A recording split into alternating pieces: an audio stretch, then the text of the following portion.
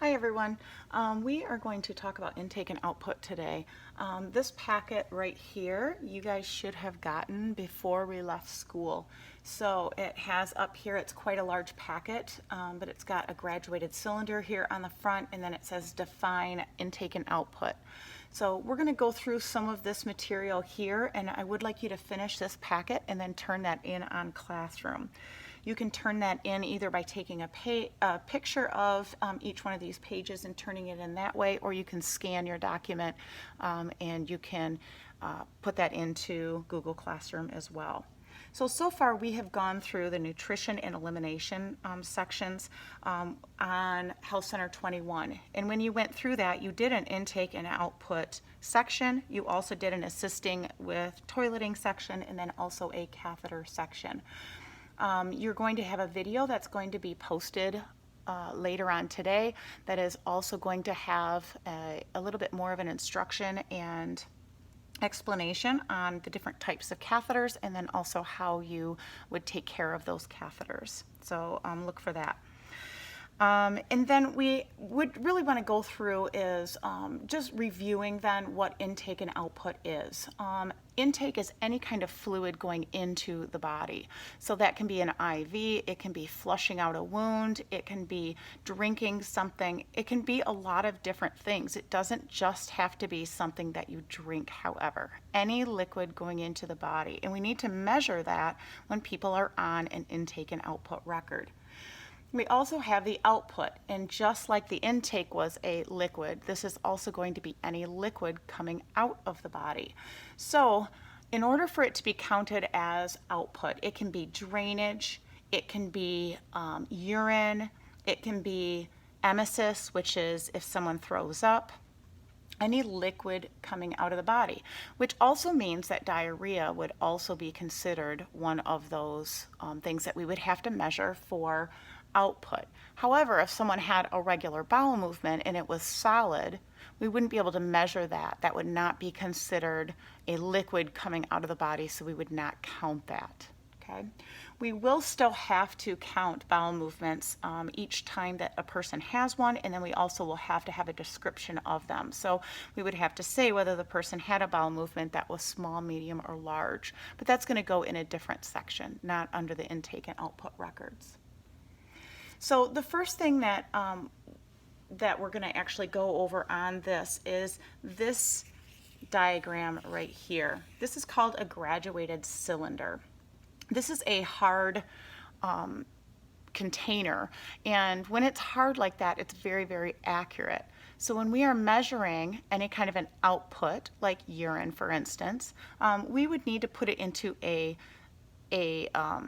sturdy container to get a very accurate measurement. And then this measurement container, graduated cylinder, would have to sit on a solid surface so we could get an accurate reading that way. We wouldn't hold it right up in front of our face and try and hold it there steadily, because we could be leaning one way or the other. So we always have to put it on a flat surface. We also will have some different measurements on here. So if you look at this graduated cylinder, we've got ounces here over on the left-hand side, and then we've also got milliliters over here on the right-hand side. Now we know, hopefully by now, that a milliliter is the same thing as a cc. Most things are measured in milliliters now, but if your facility measured things in cc's, it's exactly the same. So 1 milliliter equals 1 cc. 1 ounce is equal to 30 milliliters or cc's. That's another measurement that you really need to know. That's something you need to memorize. Okay? So we are typically not going to be measuring intake and output in ounces at all. What we are going to be doing is converting those over to milliliters. On this specific graduated cylinder, it gives you 100 as the bottom reading here, and then the next line up is going to be 150. The next one is going to be 200. Remember, we've constantly talked about how you look at the entire scale first. Look at the whole picture before you decide what each one of these lines actually are, if there are lines that are not labeled. On this one, all of our lines are labeled, but unfortunately, this graduated cylinder is not something that is very accurate that we use out there. We typically have ones that are going to be broken down even further than this. So between the 100 and the 150, there would be another little line right there, and that would not be labeled. Between the 150 and the 200, there would also be another line in there. So between the 100 and the 150, directly in the middle of that would be 125 milliliters. The next one up, we would have 150 to 200. Between that would be 175 milliliters. If you have questions on how to read this, because we are going to do to the closest 25, the nearest 25 is what you are going to be recording when we are trying to figure out how much fluid is in these graduated cylinders. If you have questions on how to read this, please let me know and I'd be happy to talk you through it. We can either, I can take more pictures or I can talk to you on the phone or whatever you need to do. So when we are recording something that we are taking a measurement of in our graduated cylinder, we are going to measure it only to the nearest 25, which means my measurements need to be 100, 125, 150, 175, or 200, or so on and so forth. I would not write down 160. I would not write down 180.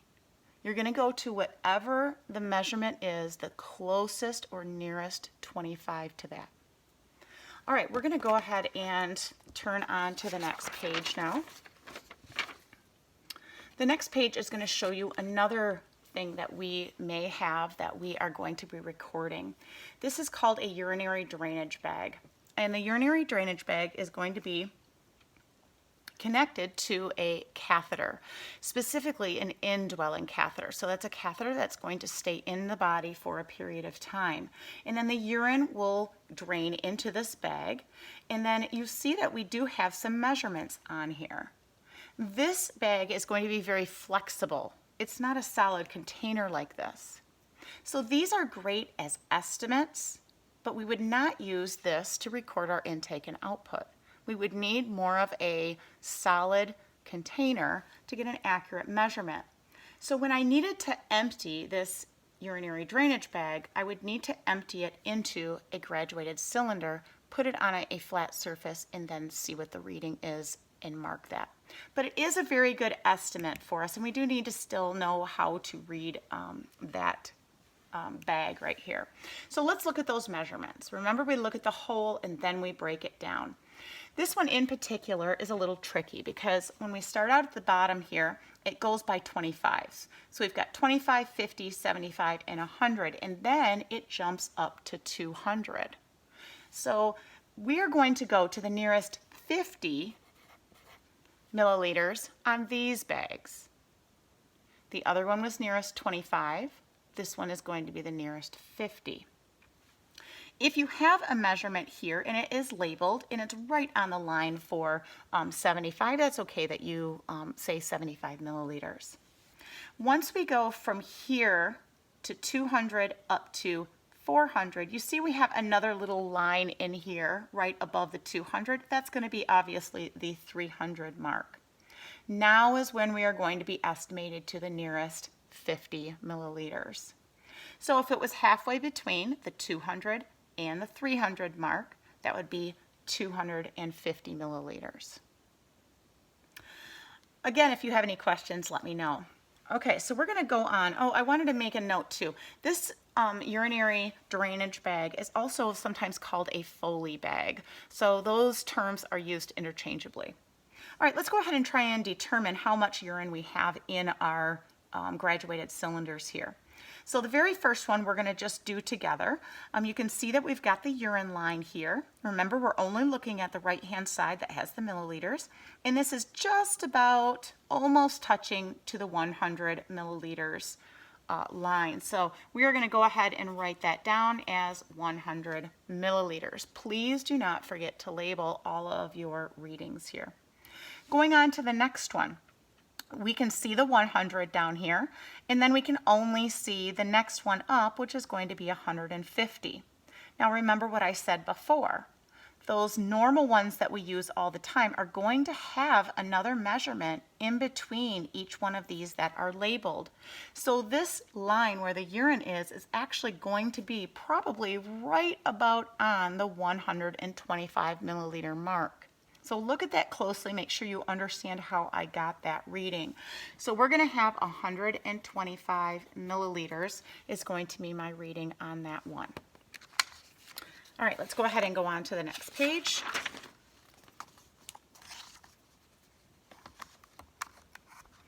So the next few here, I'm going to have you guys go ahead and fill out, and then I will check them and make sure you have them correct. Let's go ahead and go down here to our urinary drainage bag now. Our urinary drainage bag, we've got our dark line here where the urine would be, and it is right on that first measurement there of 100. So that one's nice and easy. That one is just going to be 100 milliliters. Keeping in mind that these bags right here, I want you to do to the nearest 50 milliliters.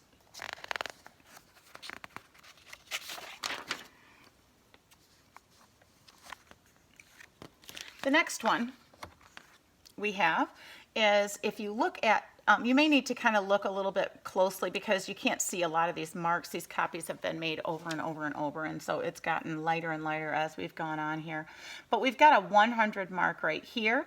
We've got the 200 mark here. Remember, we need to be within 50 milliliters, so we are going to measure halfway between the 100 and the 200, so that is going to be 150 milliliters. Okay, I'm going to have you guys go ahead and go through the rest of these. And we're going to go on to our next section here. On our next section, it